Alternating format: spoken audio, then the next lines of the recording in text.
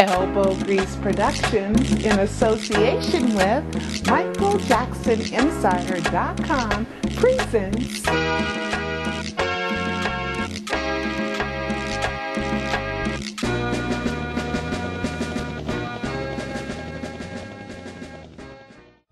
Hi, this is Pearl Jr. from MichaelJacksonInsider.com, bringing you another episode in the life and death of Michael Jackson. Well, as many of you know, Michael Jackson has left tons and tons of clues that he faked his death. But when did he really start planning it? Well, we have this news article that says it happened back in 1994, but if you look closely, this article was reposted just days before the death announcement. Is that a clue that was set up for us? Now, after all the massive research that me and hundreds of you fans have participated in, I've come up with a theory.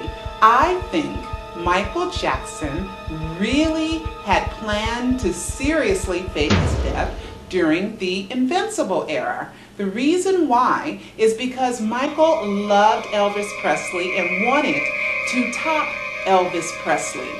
Elvis died at the age of 42. And we know that in 2001, Michael would have been 42, going on 43 when his birthday happened August 29th.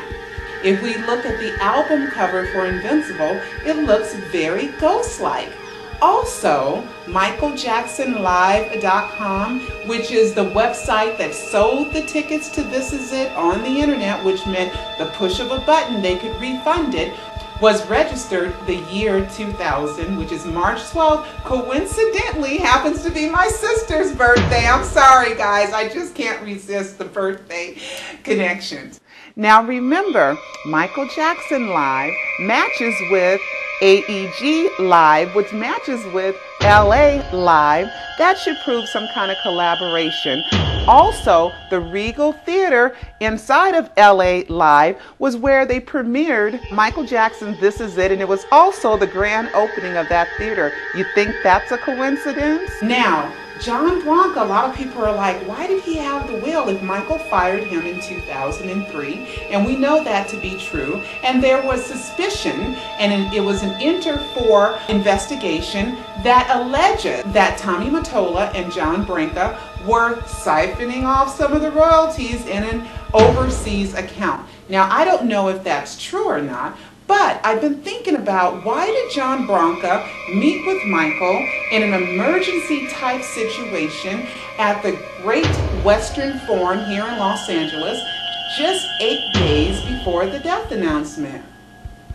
Now, the way that it was in 2003, John Branca was supposed to give all Michael's documents to Michael's new lawyer, Mr. LeGrand. Mr. LeGrand reportedly has said he has not had it, and after Mr. LeGrand, I believe it was Thomas Mesereau, and he told me personally he had never saw the will and that he did not get it. Now that's awfully strange to me. Now, why couldn't Michael and John Branca do whatever they needed to do by fax or by email? They had to meet in person, maybe to exchange some documents perhaps? I don't know. But I do know that back during the year of 2000, that John Branca and Michael were on good terms.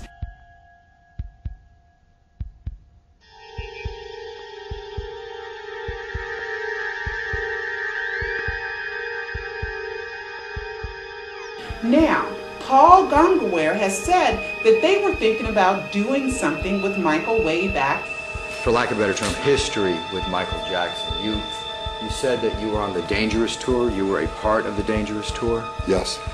Could you be more specific about what your role was on that tour? I was the tour manager on that tour. Okay, and what did the tour manager do?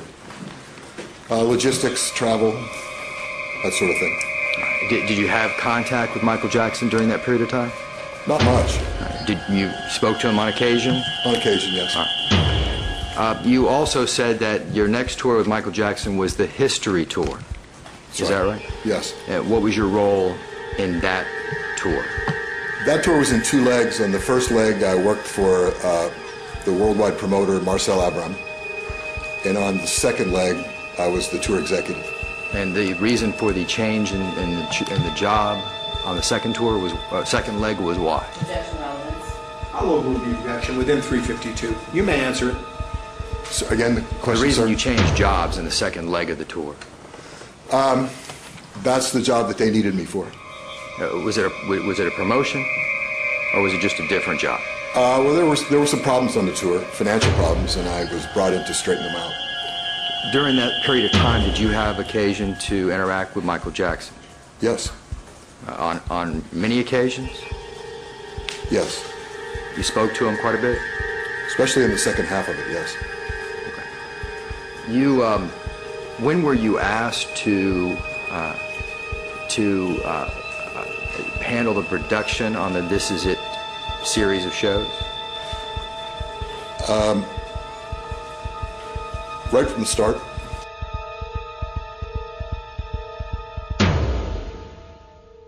Right from the start. And you currently are employed by whom? AEGLive, Okay. And how long have you been employed by AEGLive? 11, 12 years. You recall during the Dangerous Tour and the History Tour that Kenny Ortega was also involved? Yes. Okay. Now, Mr. Gongaware, when you were asked to take over production, did you have any reservations about that? Is this the Michael Jackson thing that could be responsible for AEGLive going up for sale? Also, Rabbi Smooley. Remember the book, The Michael Jackson Tapes, which is just like the Elvis tapes? That was done around the year 2000, 2001 as well. The song choices for the Invincible album, which means Invincible, you can't kill me. That's one of the songs. Unbreakable, which means you can't break me. I'm still going to be here. And also, Frank Cascio, who was really good friends with Michael at that time, where they hung out and did almost everything together, said Michael had an idea for a video in which Michael would fall off of a building and break into a lot of pieces, and then he would come back.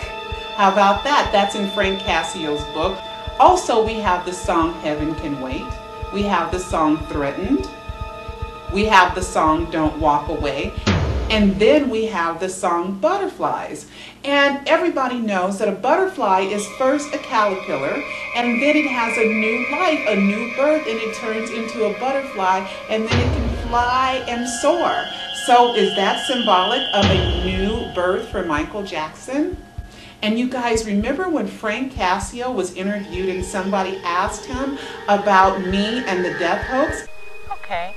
Well, I want to ask you this. I want to deviate a little bit from the book, and I want to tell you about this site called it's called Elbow Grease Productions, and I've seen their emails over the years, and the creator of the site, her name is Pearl Jr. She writes everything Michael Jackson, right? She covers Michael Jackson. She calls herself an investigative journalist. She says Michael Jackson is alive, or is he really dead? I kid you not, and she's been saying this since his death. I wish. What do know you? Where he is? He said, does she know where he is? That was awful strange response. Most of us know that Michael Jackson is very polite, very mannerable, always calm, cool, and collected. But we know around 2001 and 2002, he was really, really upset about his treatment in the music industry. He was really upset with Sony. He was mad about lots and lots of things.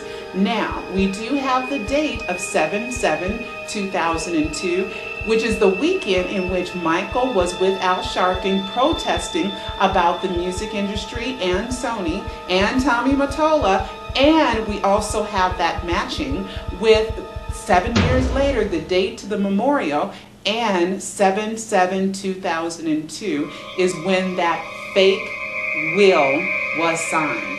And lastly, we have this.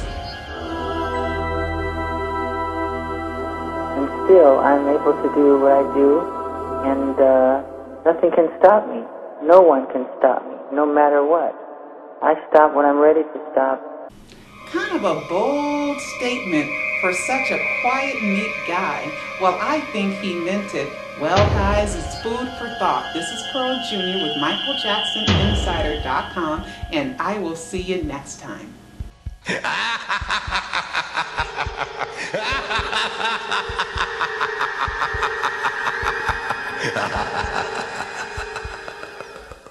Thousands believed Tupac did it. Millions believed Elvis did it. But did Michael Jackson really do it? E-movie book, Pseudocide, Did Michael Jackson Fake His Death to Save His Life? By author Pearl Jr. It's the most shocking true story of our lifetime. Order yours today. Go to MichaelJacksonPseudocide.com. That's MichaelJacksonPseudocide.com.